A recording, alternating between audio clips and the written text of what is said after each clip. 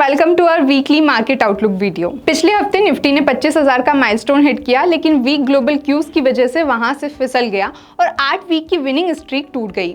Market ने पहले ही USA में सितंबर के लिए रेट कट फैक्टर कर लिया था, लेकिन अब स्लो डाउन का डर इन्वेस्टर्स को परेशान कर रहा है, खासकर वीक इकोनॉमिक डेटा और कई कंपनियों की पुअर गाइडेंस के बाद। इसी के साथ चाइना और यूरोप में भी इकोनॉमिक डिक्लेरेशन के संकेत मिल रहे हैं। जापान की रेट हाइक ने येन कैरी रेट के अनवाइंडिंग की चिंताएं बढ़ा दी हैं। नतीजतन गुरुवार और शुक्रवार को ग्लोबल मार्केट में शार्प सेल ऑफ देखा गया।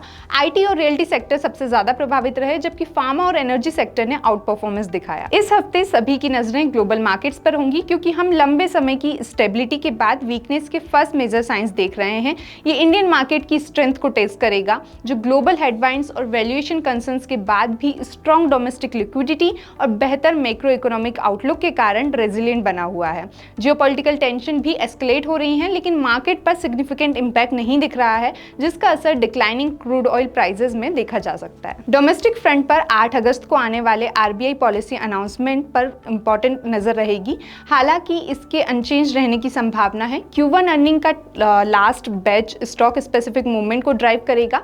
इसके अलावा इंस्टीट्यूशनल फ्लो मार्केट डायनेमिक में क्रूशियल भूमिका निभाएंगे। टेक्निकल चार्ट्स पर 24,600 का 20 DMA इमीडिएट सपोर्ट लेवल के रूप में काम कर रहा है, जबकि 24,400, 24,200 रेंज एक की डिमांड जोन है। अगर इंडेक्स 24,200 के नीचे गिरता है तो सिग्निफिकेंट प्रॉफिट बुकिंग का रिस्क है। अपसाइड पर 25,000 एक क्रिटिकल हर्डल बना हुआ है। बैंक निफ्टी 52,000 पर 20 DMA को क्रॉस करने के लिए संघर्ष कर रहा है, जबकि 51,000 पर 50 DMA इमीडिएट सपोर्ट प्रोवाइड कर रहा है। अगला सपोर्ट लेवल 50,500 पर है। इसके नीचे गिरता है तो फर्दर वीकनेस के साइन दिखने को मिलेंगे। इसके अपोजिट 20 DMA के ऊपर मूव सब्सटेंशियल शॉर्ट कवरिंग को ट्रिगर कर सकता है। अब इस वीक की रिकमेंडेशन है कैपलिन पॉइंट, जिसमें 1640 के आसपास बाइंग अपॉर्चुनिटी देखी जा सकती है। एसएल होगा 1580 और टारगेट रहेगा 1740 का।